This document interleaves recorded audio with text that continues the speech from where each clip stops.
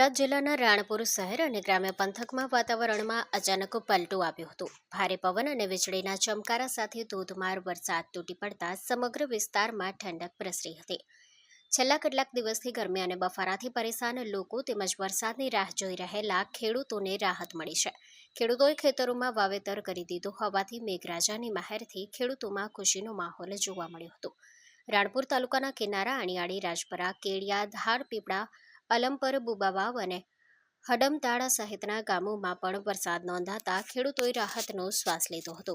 Story report by Vipul Luhar, Botad. Sagar Lakshmi agri seeds ना एरंडा बियारण start on. લીલા લીલા છોડવાને એરંડા ભરપૂર, સુકારામાં ટકી રહે ને ઉપજ ભરપૂર। स्टार्ट ऑन एरंडा बियारण। सागर लक्ष्मी एग्री सीड्स ना एरंडा बियारण कॉस्मोस।